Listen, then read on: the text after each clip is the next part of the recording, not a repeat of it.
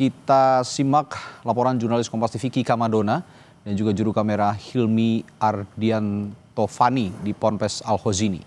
Kita menuju ke Kika Madona. Kika, sampai sejauh mana sebenarnya proses evakuasi dan apa yang jadi prioritas evakuasi saat ini?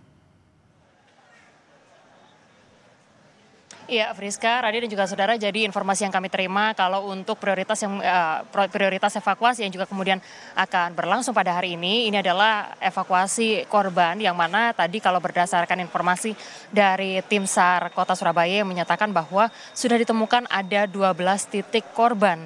Nah, namun pada saat petugas kemudian memberikan pertanyaan atau kemudian untuk mengetes respon bagaimana korban di lokasi kejadian atau di TKP, ini ada 7 orang yang tadi juga kemudian dikonfirmasi oleh Sekda Prof Jawa Timur yang sudah memberikan responnya. Sejak pagi tadi, ini proses evakuasi juga masih terus berlangsung, bahkan sampai dengan malam hari ini proses evakuasi masih terus berlangsung untuk memastikan agar seluruh korban bisa dievakuasi pada hari ini.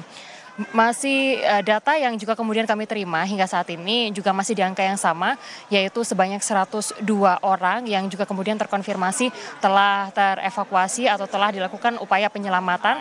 Sementara hingga saat ini juga kemudian masih dilakukan proses penyelamatan, yaitu adalah terhadap kurang lebih sejumlah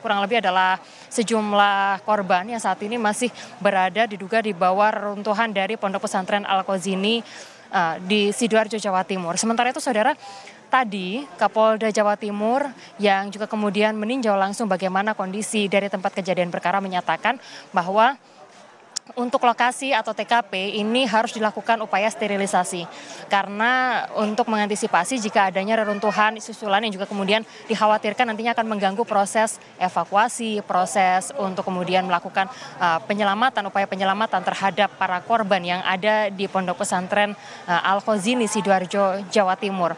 Untuk itu dari proses evakuasi yang juga kemudian tadi disampaikan oleh Kapolda Jawa Timur, ini nantinya pihak kepolisian akan juga turut memanggil ahli konstruksi yang mana untuk memastikan, karena tadi sempat ada getaran seperti itu, ada tes getaran seperti itu yang mana ini juga kemudian akan berdampak terhadap sejumlah pemukiman warga atau rumah-rumah warga yang juga kemudian menjadi kekhawatiran yang juga cukup besar, yaitu adalah pada hari ini nantinya juga kemudian akan berdampak pada sejumlah bangunan yang ada di sekitar sini. Saudara, saat ini Menteri Agama di samping saya sudah ada dan juga kemudian meninjau langsung untuk di lokasi posko informasi yang saat ini juga kemudian meninjau langsung. Kami akan berusaha untuk mendekat, namun kami akan putarkan terlebih dahulu petikan wawancara yang disampaikan oleh Kapolda Jawa Timur berikut ini.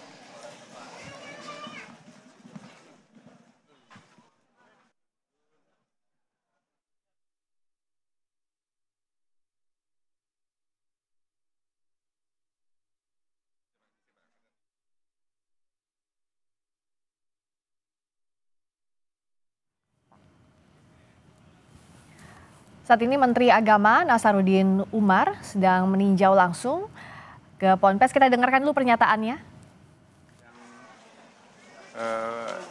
Musibah yang terjadi pada sore kemarin ya, tentu selain berdoa kita juga memberikan bantuan yang segera diperlukan dalam rangka menyelamatkan keadaan yang ada di sini supaya bisa menjadi kondisinya lebih baik, ya kan, dan semoga santri-santri yang lain sedapat mungkin tidak terjadi trauma, sedapat mungkin bisa melanjutkan pendidikannya seperti biasa, dan insya Allah sementara Basarnas 24 jam ini berusaha untuk menyelamatkan apa yang bisa kita selamatkan, dan yang lainnya sudah di rumah sakit dan bersama dengan Pemda Jawa Timur itu sudah diberikan berbagai macam fasilitas, dan kami pun dari Menteri Agama ya juga bersama dengan lembaga-lembaga lain seperti Basnas dan lembaga-lembaga keuangan umat yang lain juga ikut prihatin memberikan dukungan bagaimana meringankan beban para keluarga besar yang terjadi di keadaan ini. Pak Menteri, ya. Apakah sudah ada komunikasi mungkin dengan pihak Pondok Pesantren Pak sejauh ini Pak? Ya, baru saja saya ketemu dengan Pak Kiainya. Ya, pertama tentu kita akan melakukan pendekatan pertama. Pendekatan pertama yang kami lakukan adalah menstabilkan emosi, ya. Bagaimana menciptakan satu kondisi yang memungkinkan semuanya kita bisa berpikir objektif, ya kan, bisa berpikir positif, ya. Karena kalau kita berada dalam suasana yang sangat-sangat genting, itu kan nanti tidak bisa kita memberikan satu solusi yang terbaik. Jadi kami datang ke sini mendatangi ya tokoh-tokoh masyarakat sekitar, termasuk pemuda Jawa Timur, ya, termasuk mengunjungi para orang tua yang korban, ya. Bagaimana menerima kenyataan seperti ini sebagai sebuah musibah, dan bagi kita ini adalah suatu pelajaran. Dan kita akan mencoba mengeliminir jangan lagi ada peristiwa seperti ini yang terjadi di tempat lain. Maka itu kami selaku Menteri Agama tentu juga akan menciptakan suatu ketentuan khusus nanti bahwa pembangunan pondok pesantren dan madrasah dan apapun juga sebetulnya sebaiknya kita mengindahkan peraturan-peraturan yang berlaku yang sebagaimana ditetapkan oleh pemerintah dalam bidang pembangunan ini kan. Artinya Pak, apakah nanti yang seperti audit terhadap sejumlah pondok pesantren, masjid dan lain sebagainya ini akan dilakukan kapan Pak? Mulai kapan? Kita sesegera mungkin. Ini mudah-mudahan menjadi lesson learning, ya, pembelajaran yang berharga untuk kita semuanya. Yaitu tadi tekad kami jangan lagi ada peristiwa yang sama terjadi di masa akan datang, ya kan. Karena itu kami juga nanti akan ya sesegera mungkin kami akan melakukan pertemuan kepada pihak yang terkait, ya kan.